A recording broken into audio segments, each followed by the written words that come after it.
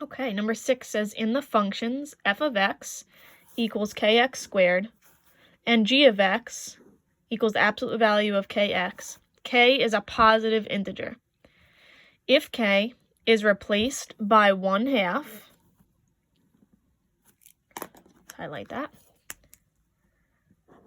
k is replaced by 1/2, which statement about these new functions is true? So they're saying we're starting off with f of x equals kx squared. And then they're saying that that k value is being replaced by 1/2. So instead of k, I'm going to write 1/2 here instead. And then continue with my x squared. So we've learned in the past that if this number right here in front of the x squared is between 0 and 1,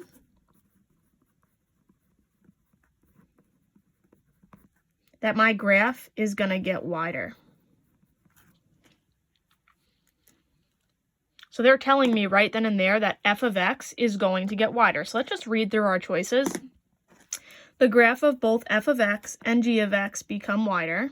Okay, well, we know f of x became wider. We didn't do anything with g of x yet. Let's just keep reading. So this is maybe, we can use that. The graph of f of x becomes narrower.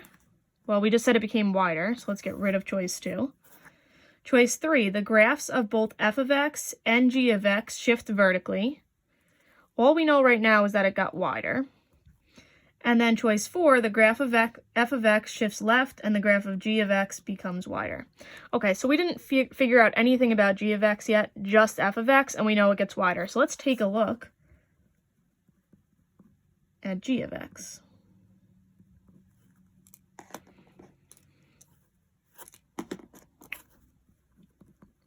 So again, that k value is just getting replaced by a 1/2.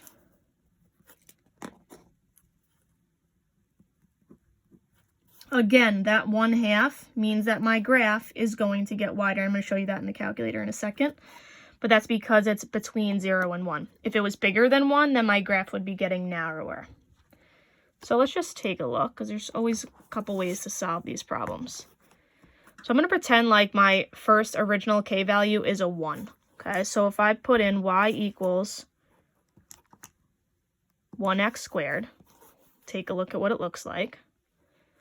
And then my new equation was y equals 1/2, so I'm going to do alpha y equals x squared. Oops.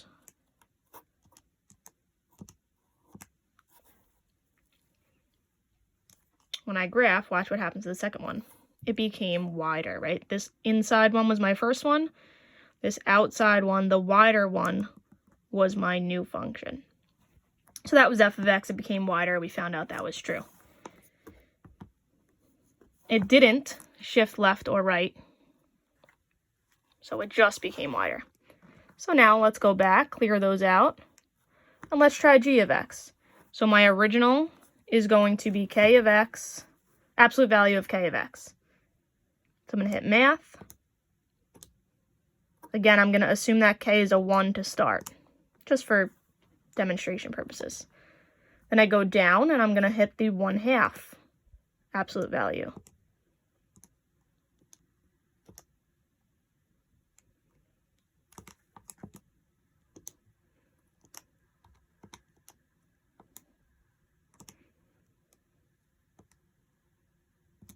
Graph both of them. That's the first one. And then that's the second one. So again, the second one became wider. It didn't shift anyway. The vertex is still at 0, 0 here, but it did become wider. That V-shaped is wider.